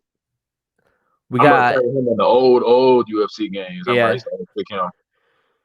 He was Habib before Habib. Yeah. Take you down and hold you down. Yeah. That's exactly what he was. Weili Zhang versus Rose Namajunas is being targeted by the UFC. I don't like this. I don't like it for 2 reasons. Well, 3 reasons. One, my bias towards Joanna Jędrzejczyk. Joanna is my favorite female fighter. So, like, I'm going to go ahead and put that out there. I'm biased. It is what it is. I don't think that Weili beat Joanna definitively. What? You don't think so? No. If you watch the fight, she headbutted her and made her fucking head swell up. But to Okay. definitively beat her, I don't think she did. She's got, I think she got sympathy, not the opposite of sympathy points. I think she was getting like who looks worse at the end of the round when they're scoring. And since Joanna looked like fucking Steve from, or not Steve, what's his name? The alien from American Dad, Roger. Roger. Yeah, looked like Roger from American Dad. They were giving her the rounds. But if we're talking about just, it was neck and neck. I'm not saying that Joanna beat her either. That's what I think. I'm not mad that they're saying Weili won. I'm saying it was so close they should run it back. If I remember correctly, I think I scored that 4-1. If I remember correctly, 4-1 Weili. If I remember correctly, I think I had it 3-2 Joanna, but I'm willing to admit bias there. So I'm not saying that I'm mad if anybody says that she won or didn't win. I think it ended up being a split decision, right? I think it's unanimous. Hold on, let me find out. I think it's unanimous. Yeah, it was no split decision. It was split? Yeah. Okay. So with a fight that close, I think it should be run back immediately. I also think that Colby Covington and Kamaru Usman should have fought again immediately. It was such a close fight up until the last bit. You know what I mean? In fights that are that close and that competitive and that entertaining, why wouldn't you want to just immediately run that back? You see what I'm saying? But sometimes that rematch be looking bad. It's like they'll do the rematch. It's like, whoo, they'll do come out there, knock him out 2 seconds, whatever. Hey, it happens, but at least we got a definitive winner. That's my thing. The third reason, so one reason is I'm a big Joanna and Jacek fan, so I'm always going to rap for her. Number two is I don't think that the last fight was close. I think it was too close to call for it to just be, oh, she won and let's move on. Especially with a split decision. That's as close as you can get without it being a draw. Next up is Rose Namajunas came back, and her last 2 fights have been against Andrade. She lost the first fight and won the second fight. We should have that trilogy fight. Okay, the 2 out of 3. Yeah, whoever wins the trilogy can then face whoever beats. Or I don't know, because if Joanna beats Zhang then the second fight, then they got to redo that one too. So yeah, I don't know. I like Joanna Jędrzejczyk, and I also like Rose Namajunas, so that's why it's kind of like I like both of them. Yeah, no, I like both of them. I'm just so I don't know. Joanna's my favorite, and I think she's the best as well. If she's not the best, she's a half a step behind the best. Yeah, because she did like I personally feel like it wasn't like she got destroyed, but I feel like Weili won the rounds. If that makes sense. I feel you. No, she pointed her. I got you. Yeah, that's how I got it. It's just my thoughts on Joanna is the same thoughts I have about Colby. If he's not the best, he's right there with the best. Yeah. In terms of skill. But we got more coming. We got to talk about you talking about the pay-per-view? Yeah, that's the last thing. We got one thing in between there. We're going to preview the next pay-per-view first. Yeah, because I got some stuff I want to say about that. All right, so coming up on October 24th at 2 p.m. Notice the early start time, 2 p.m. My birthday. That's why I'm excited. For October 24th, we've got Khabib Nurmagomedov versus Justin Gaethje. We've got Robert Whittaker versus Jared Cannonier. Alexander Volkov versus Walt Harris. Islam Makhachev versus Rafael Dos Anjos. Cynthia Calvillo versus Lauren Murphy. And then Magomed Ankalaev versus Ion Cutelaba. Okay. So it's going to be a good event. Whittaker versus Cannonier is basically the winner of that's supposed to go and face Izzy. Yeah, I mean it's a good standard fight. And then obviously Khabib versus Justin Gaethje with Michael Chandler has been signed and is the backup fighter for that fight. So if one of them gets hurt, Michael Chandler will step in and fight for the title in his first UFC fight. That's crazy. It is crazy. It's bonkers. But as promised, let's do this UFC 253. Talk to me because I didn't watch it.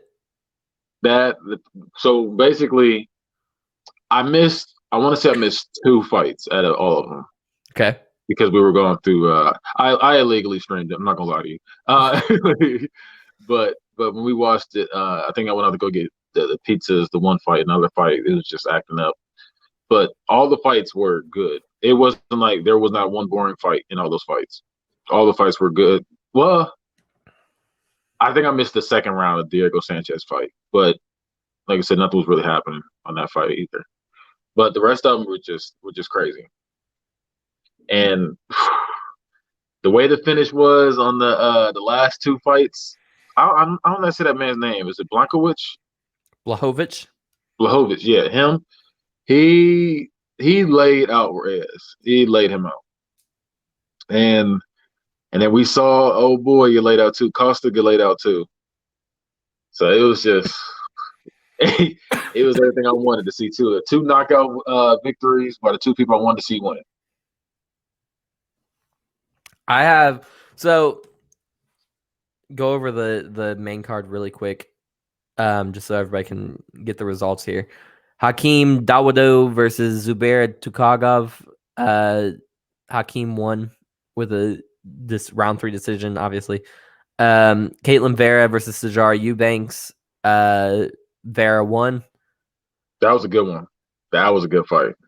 Brandon Royval versus Kai Kara France. Royval won with a round 2 submission. Jan Blachowicz versus Dominic Reyes. Jan wins with a round 2 knockout. He hit that man so hard. He was doing the shmoney dance. He laid him out. Felt so bad for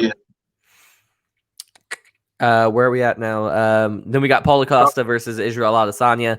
Adesanya beat him with a knockout. So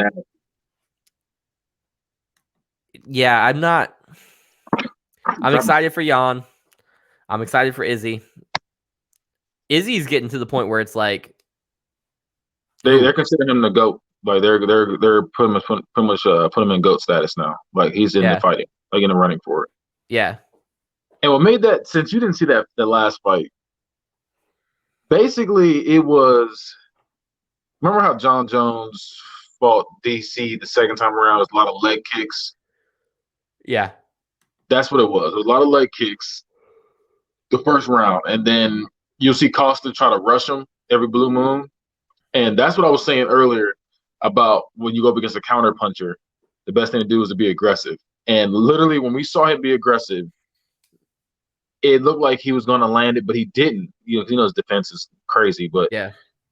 But I think he only landed, to be honest, in my opinion, he only landed 3 clean hits the entire fight.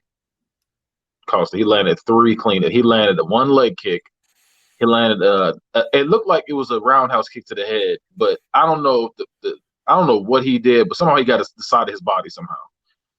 And then the other one was a jab because Adesanya was trying to rush him. He was trying to rush in real quick, and he jabbed him, and he was like, "Oh, I slipped up. I shouldn't have did that." And that was really it. He just kind of got caught with that jab. Was like, "Okay, let me go back to my game plan."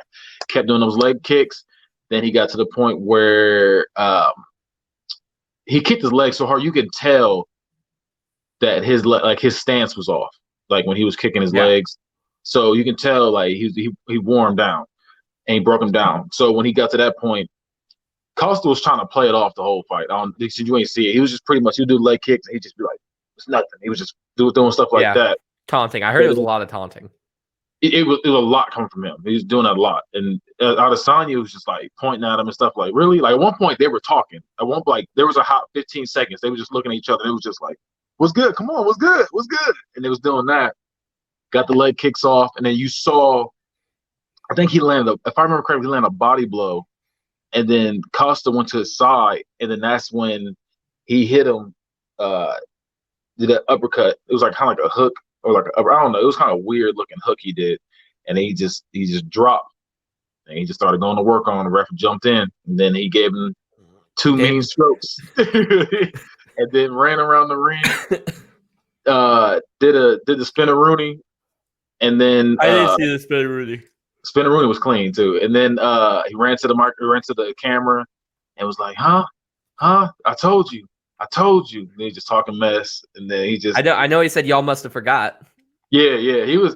It was weird. He just kept saying some weird stuff during the post-fight interview too.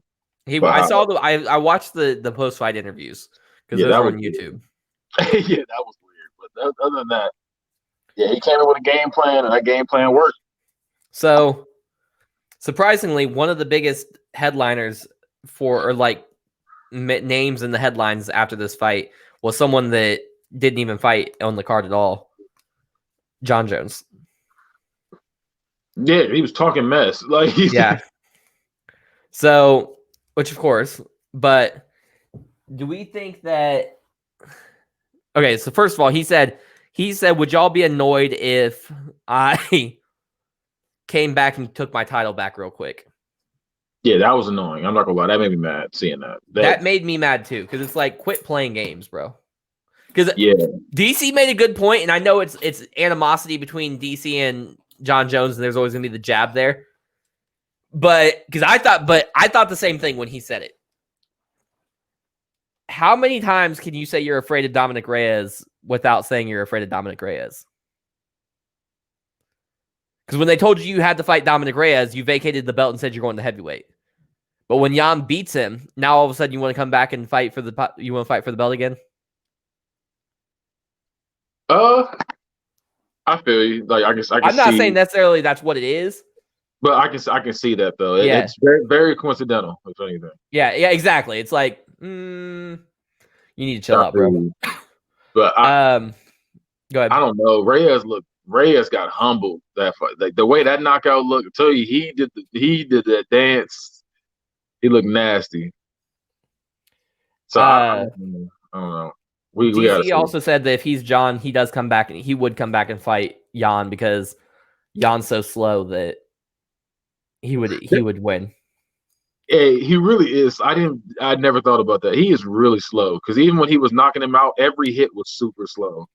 So I didn't even think about that.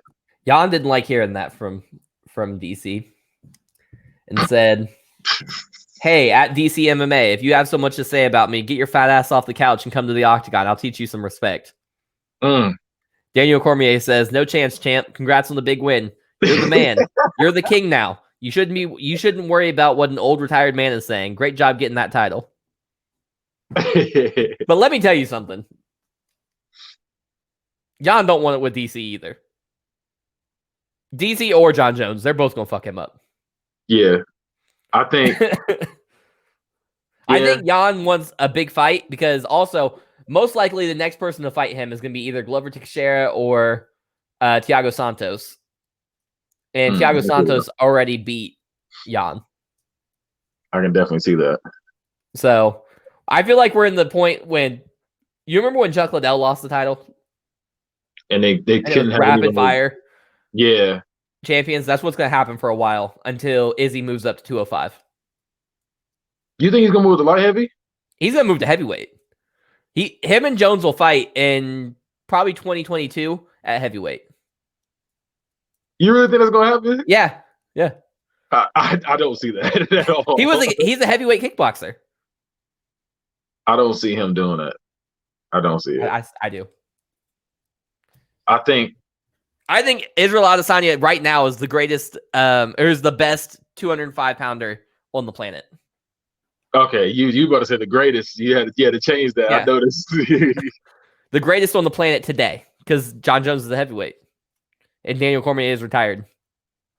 Yeah, so I you know who might get it? Honestly, you know who might take the belt? Anthony Johnson. To light heavy? Yeah, because he's coming back as light heavyweight. Remember the two guys he couldn't get through? Well, he never fought Jon Jones, but he probably wouldn't have won. No, he wouldn't have won. He couldn't beat DC to save his life, so he was stuck in that Alexander Gustafsson role. Gustafsson was good though. I don't know. I feel like it'd be different though if Adesanya moved up to light heavy. I feel like it would be a different ballgame. You think that he would get beat up? I think he might lose one or two. I don't think so. I I don't don't think think he anybody would. right now. Then again, yeah, then again, the light heavyweight division is kind of weak. I know Yeah, that's kind of that's what to say, I but it's mean, kind of it is, but it's not. I see what you're saying. there's no dominating person in there right now. No, I do there's see. not. And I think that if Jones can beat him, then Izzy can beat them. It's But I not feel saying like that. That's not saying that I think Izzy is as good as Jones. but I'm if saying if that if Adesanya went up to heavyweight, he's losing. for I definitely say that. sure, for I definitely sure. say that. That's what I'm saying. That's what I was like. I But can see. right now, I would say yes. But if he takes time and goes up there in 2-3 years, you know what I mean? He does, like, say he Yeah, fights Cannonier, which I think is gonna be his last fight. It's either gonna be Cannonier, and he might fight Darren Till. After yeah. I that, he's think gonna move up and he's gonna fight whoever. He's gonna fight for the double champion status. He'll fight maybe 3 fights at light heavyweight, and then he'll move up to heavyweight and fight John Jones.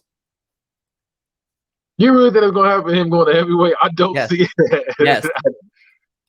I don't see that happen. I think John Jones might retire. Like I think he might do one fight. I do I too. think I think if anything, he might do a fight, get a title shot, win it, and then never fight again, and then just he'd be considered a GOAT because Left and yeah. he left at the perfect time. Someone said that if he comes back, beats Yam for the title, and then goes up and wins the heavyweight title, he's the GOAT no matter what. Yeah, for sure. It's good because at that point he was champion in 2 different divisions, and you Yeah, can't argue against that. But I feel like I wouldn't like that personally. I wouldn't either. I don't let 205 move on. Yeah, yeah. I really don't want to see him come back like that. I feel like I want to see him come back and just keep defending his title, or just come back and just keep going for this heavyweight journey and do good things in heavyweight. But then again, he is getting older too, but I just don't see him. I don't see him constantly defending any belt right now. I feel like he's going to keep vacating the belt like he's been doing, and just Agreed. be similar. Agreed. And I don't see Adesanya winning in either division besides middleweight. No, he'll win at 205. You're crazy. But tell the people where else they can find you. What other show are you on, Kenny? I am on the Bad Guy Spoken TV show. That's my main podcast, the Bad Guy Spoken podcast. You see the shirt, get your merch, Bad Guy Spoken podcast. And you can also catch me on right here, teeing up with the Bad Guy and Travvy T. You can catch us also on We Try It So You Don't Have To. It was me and Travis as well.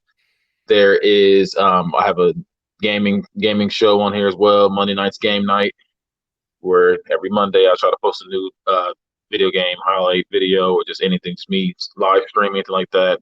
I do a top 5. You can catch me on Book It and Debatable as well. This Travis's other shows. You can catch us High Five Mike, and then there's a D Money. D Money. Yeah, you don't always mess it up. In D Money, catch us all there. Yeah, you can catch me in any of those shows, and catch me on any social media at Bad Guy Spoken. Bet. So now we're getting into the wrestling side of things. Yeah. So first thing, brother. that's nasty. First thing I want to say is rest in peace to Road Warrior Animal. You're a legend. Of course. Now moving into the actual news of the day, we got Miro, formerly known as Rusev, debuted in AEW a couple weeks ago. He's partners with Kip Sabian. Yeah. Good for Rusev. I don't think he's going to do much more than he did at WWE, and that's sad. Rusev is a main event level guy, in my opinion. I feel like Rusev was a slave to weak storylines. He couldn't help it. He wasn't a bad wrestler. He wasn't a bad gimmick, anything like that. He just had a terrible storyline to go out with. Him and that Bobby Lashley one was stupid and from the get-go. And on top of that, it lasted way too long on top of that. Well, they tried that feud once already with Dolph Ziggler, remember?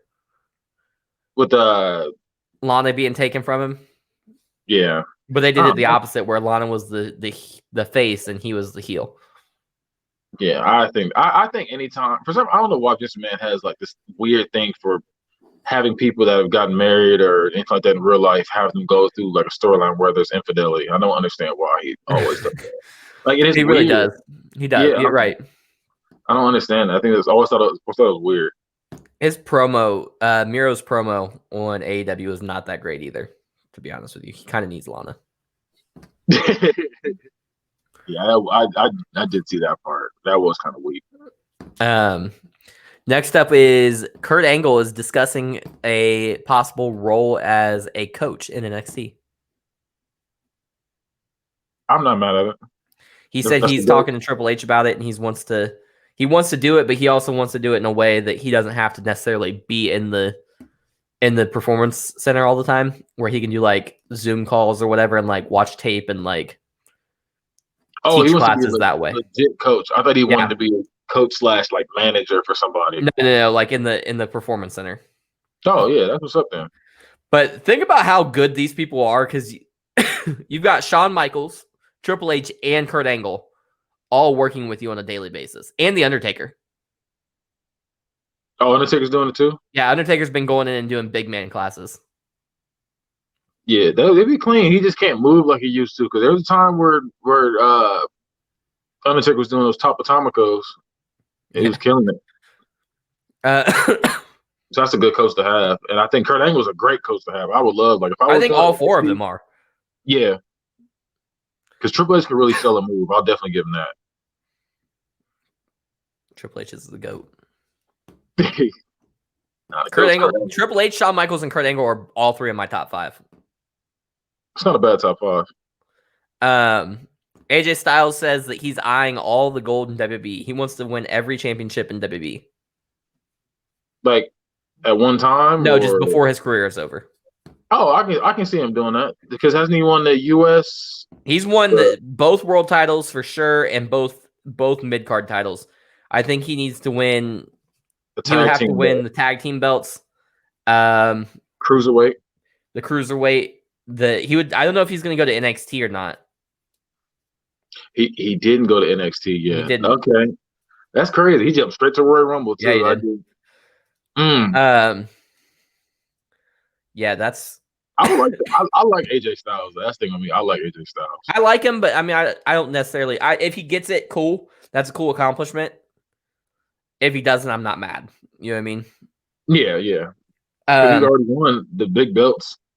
Exactly, and he's been champion more in his WWE career than he's not been champion. Yeah, that is true. Like, yeah, it's has he won the Universal belt? I thought so.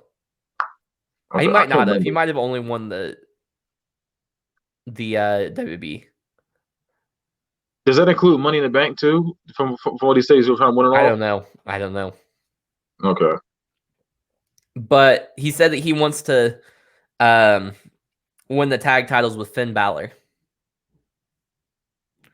Which leads me to my next topic. Is Finn Balor really that good? Yes.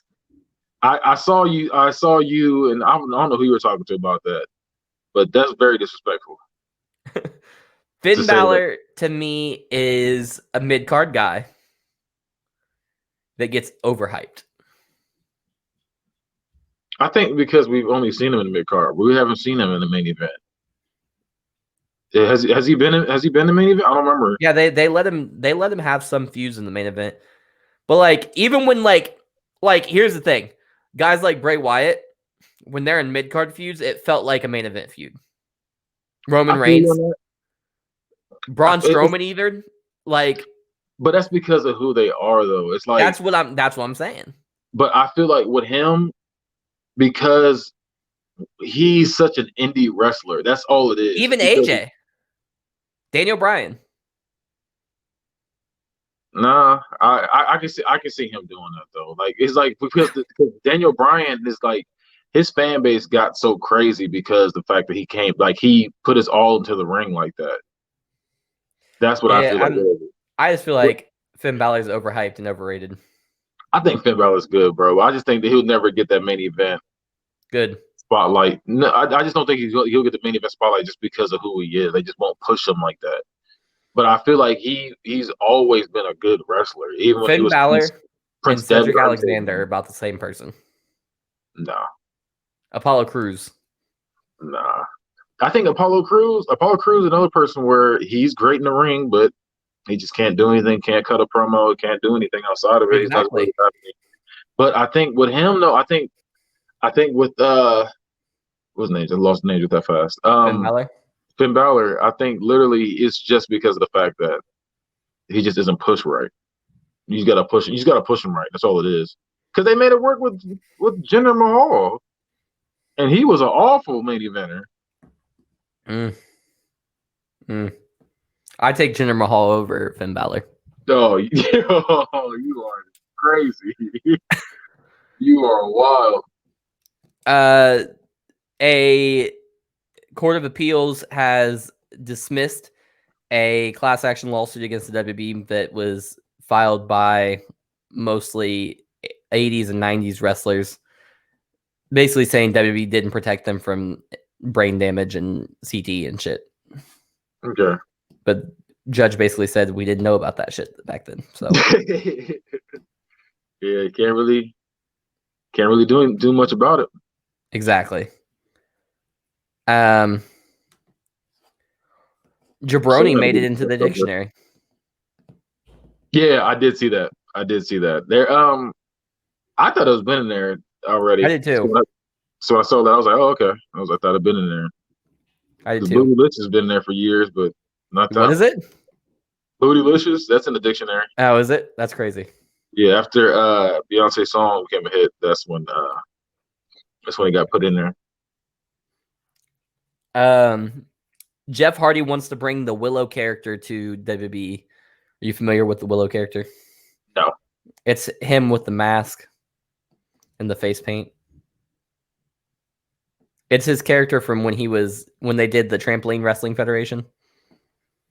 I didn't know that. Yeah, he took it to TNA with him. It's trash. I don't want it. I remember him wearing face paint, but like, what is the gimmick exactly? It's just him wearing a mask, or just... Hold on, I'll show you. Does he act any different, or is it just... Yeah, it's a totally different character. Okay. Because I like the face paint he wears sometimes with the when he closes his eyes, he got eyes and stuff like that. That's kind of cool, but which was random on top of that too when he randomly first brought it out. 1 second.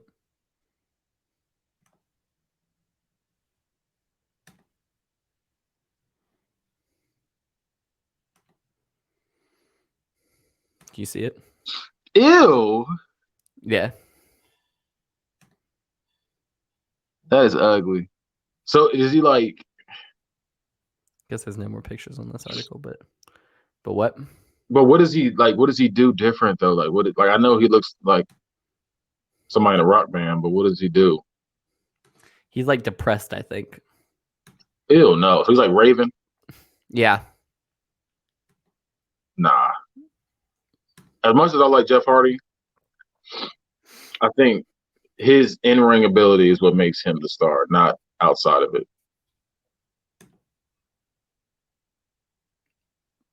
What in-ring ability? No, he has in-ring ability. We ain't gonna play him like that. So I'm saying basically, like, when y'all said he can't cut a promo, I agree. I'm not gonna lie to you. I agree with that. So like him trying to be a character wouldn't work. He's just one of the people that we just know him for what he's known for. It's just like, oh man, so he's gonna go out there and put on a good show. So he just piggybacks off of that. He doesn't need to do a whole character. Just be Jeff Hardy. We've known and loved. Right. Don't try to switch up now. Like at this point, you are a legend. This is what you do. Don't try to come up with a whole new gimmick now. Like that's why, in my opinion, I feel like the best wrestler in the world. I think for Shane McMahon didn't work. In my opinion. Yeah, no. Yeah. Funny you bring up Shane McMahon though. You said what? Funny you bring up Shane McMahon. Uh-oh. Because they're both the same person. What do you mean? Like wrestling? Jeff Hardy. All Jeff Hardy is Shane McMahon with a rainbow wig on. I'm not gonna do that. I'm not gonna do that. I think I think Shane McMahon is trying to find a way to explain it. Shane McMahon is a daredevil, but he's willing to put his body on the line more than Jeff Hardy is, if that makes sense. So like kind of like how Mick Foley like will take the punishment. I feel like that's how Shane McMahon is. Shane McMahon will take the punishment. Jeff Hardy, I don't really think Jeff Hardy really takes punishment like that. He's just known for that jumping off of things. Jump up, yeah. I can see you saying that jump off things, like kind of like how New Jack is. They jumping off of stuff, but with Jeff Hardy, he's like more of a high flyer. He's a high flyer that jumps off of things at the end to get the big spot. Whereas Shane McMahon is the brawler that takes punishment. Kind of like hardcore, kind of like that hardcore ECW kind of feel, compared to somebody who's just the cruiserweight that jumps off the things instead. So you're saying that Shane McMahon's the better wrestler?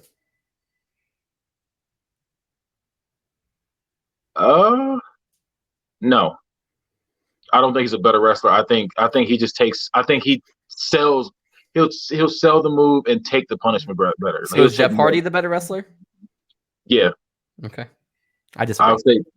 You say you disagree? Yeah. I don't think I think they're equal. I don't think either one is a bad. I don't think either one is a bad wrestler though. I just think they just do things differently. Like their styles are just different. Like I said, Jeff Hardy's the high flyer. Like I think Jeff Hardy's a basic high flyer. He's not like a Rey Mysterio or like your Eddie Guerrero, who's technical, but they can throw some high flying stuff. He's kind of like, he's not really a Chavo either. I think he's just pretty much a basic high flyer, like just basic. Like he can do a Frankensteiner. He can do. Has like a normal move set, but like I said, his pop usually comes from the end of the match where he's willing to jump off or whatever it is. Yeah, I'm with you. I feel you. I'm not mad at it. The Retribution members were revealed. Well, some of them. Yeah, I saw that. That was. Yeah, I'm not really.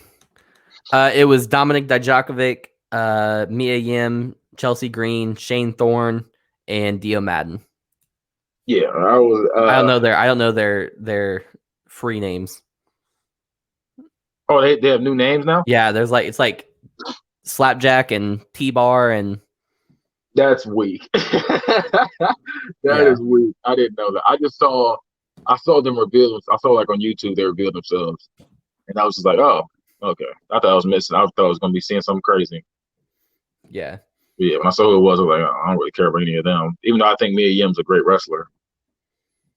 It wasn't Mercedes. Dominic Dijakovic is really good too. It wasn't Mercedes, whatever her name is in there. Mercedes too? Martinez. It wasn't Chelsea Green. You're right. It's Mercedes Martinez. Yeah.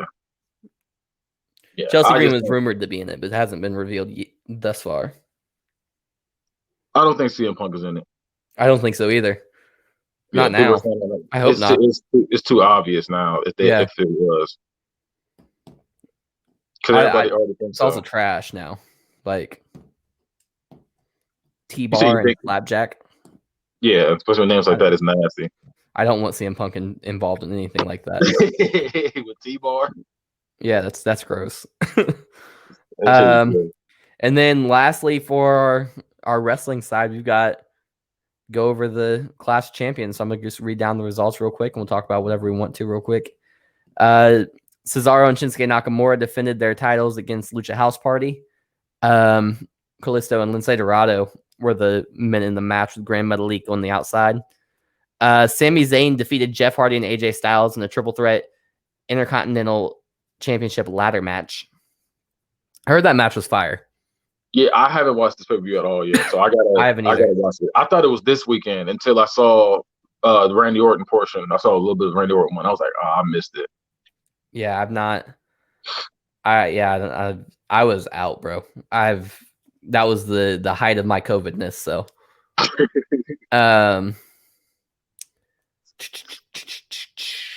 Asuka defeated Zelina Vega by submission to regain the Raw Women's Championship.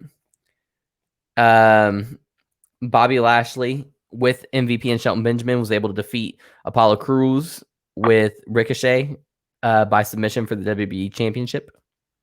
Or the United States Championship, not the WWE Championship. I'm sorry.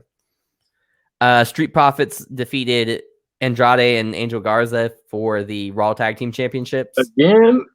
Yeah, so apparently Andrade and Garza were supposed to win. This is just something I've heard through the grapevine. They were supposed to win the match, but they got injured in the match. Okay. Asuka defeated Bayley by disqualification. Okay. Drew McIntyre beat Randy Orton. I heard he had like Christian, Big Show, Ric Flair, and Shawn Michaels all come out to help him beat Randy Orton. Okay, so I did see a clip. I don't know what that was from. I don't know if it was just a regular Raw promotion or what it was, but when Randy Orton came in the room with night goggles on. Yeah, that was last night on Raw. Yeah. I was like, what? Beat him up in the dark. Lastly, your tribal chief, Roman Reigns, with Paul Heyman at his side, defeated Jey Uso by technical knockout for the WWE Universal Championship. Weren't you the one that said he couldn't be shirtless? Yeah, I did say it, and I was wrong. Yeah, I was like, what do y'all said he couldn't be shirtless? And I saw him shirtless. Yeah, he's wrestling without a shirt now. And he's looking good too. I'm gonna give it to him. Give him his flowers. He got his body right.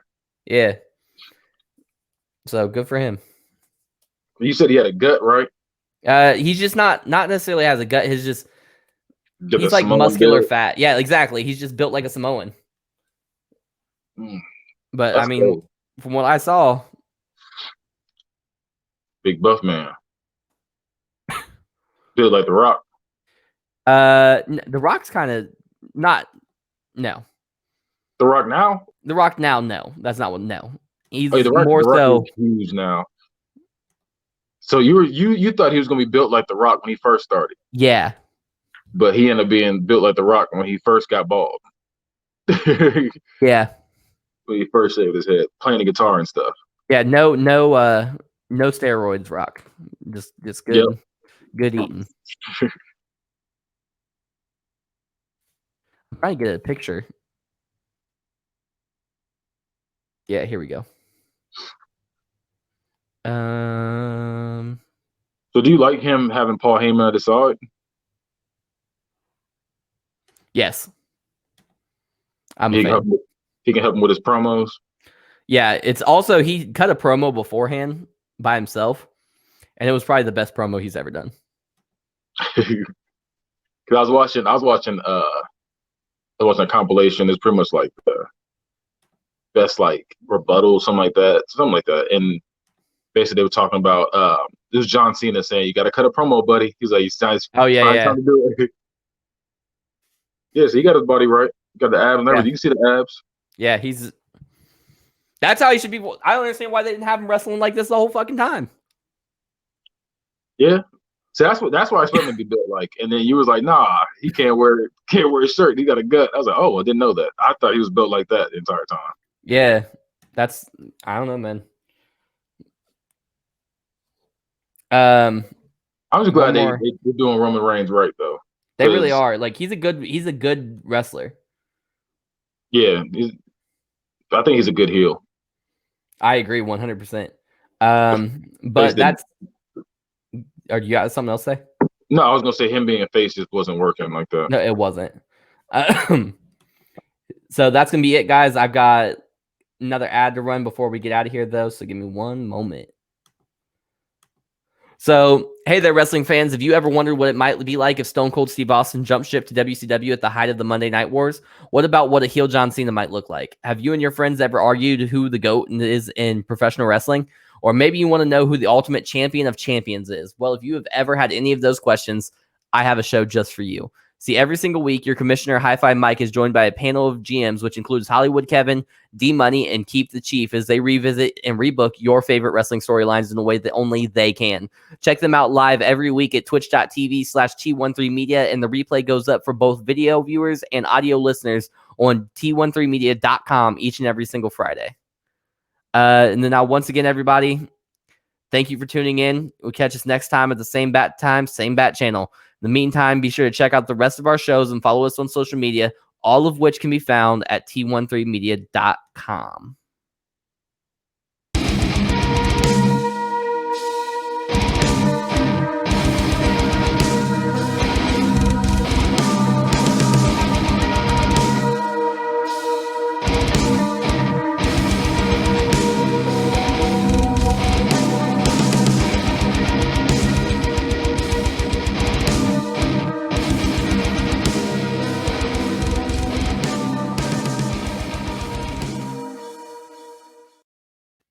Wait a second. Don't go anywhere, guys. Be sure to check out my new podcast, PrimeTime with Travvy T, coming with new episodes every Sunday at www.t13media.com.